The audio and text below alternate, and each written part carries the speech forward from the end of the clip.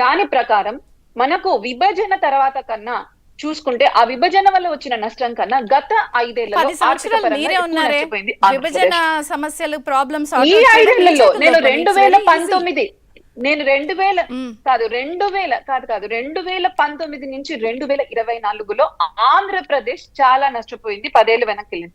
నేను ఇందాక నుంచి మీకు అన్ని చెప్తున్నాను కదా, ఓకే ఎలక్ట్రానిక్ మ్యానుఫ్యాక్చరింగ్ మనము ఊతం పొందాము అని చెప్తున్నాము.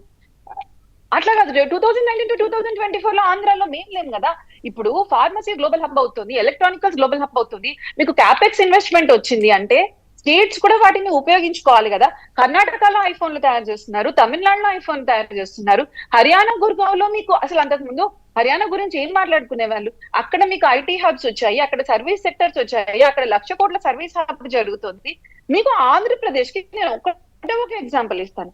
జల్ జీవన్ మిషన్ ద్వారా 3,600 కోట్లు కేంద్ర ప్రభుత్వం ఇస్తే ఇక్కడ రాష్ట్ర ప్రభుత్వం కనీసం దాన్ని వాడుకోలేకపోయింది. ఇదే కదా క్యాపిటల్ ఎక్స్పెండిచర్ అంటే.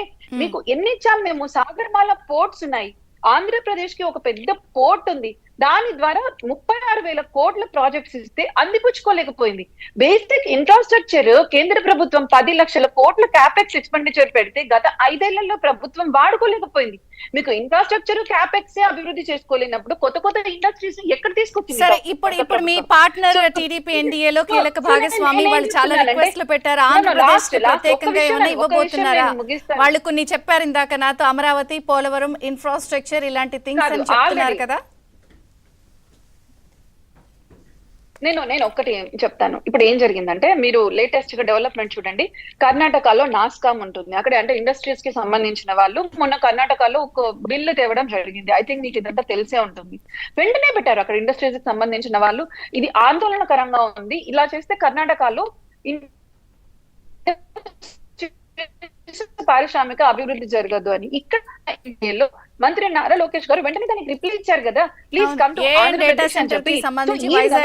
Golden opportunity. మీరు అటు చూస్తే తెలంగాణలో కూడా మనకు ఈ గవర్నమెంట్ తీసుకున్న ఈ చర్యల అంటే this is the golden opportunity. మీరు ఒకవైపు కర్ణాటక కావచ్చు, తెలంగాణలో కూడా government is not going in అంటే పాజిటివ్ డైరెక్షన్ లో వెళ్ళట్లేదు. ఇటు అటు కూడా వాళ్ళు ఆర్థిక వాళ్ళు అడిగిన వాటిల్లోంచి ఉండొచ్చా?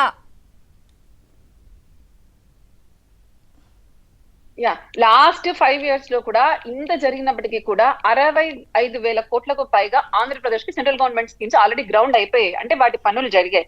35,000 కోట్లకు పైగా అంటే మీకు పోలవరం కావచ్చు, క్యాపిటల్ కి ఇవ్వడం జరిగింది.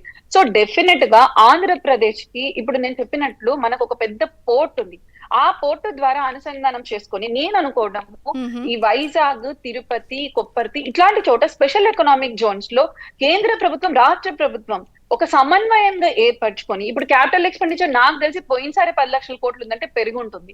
డెఫినెట్ గా కేంద్ర ప్రభుత్వం, రాష్ట్ర ప్రభుత్వం సమన్వయంగా వెళ్ళి ఆంధ్రప్రదేశ్ ని తిరిగి అభివృద్ధి పదంలోకి అంటే తీసుకువెళ్తాయని నేను ఆలోచిస్తున్నాను. మీరు ఏదైనా ఇవ్వండి, డెఫినెట్ గా ఈ బడ్జెట్ లో రాబోయే 5 ఏళ్ల ఆంధ్రప్రదేశ్ లో మంచి జరుగుతుంది. రైట్.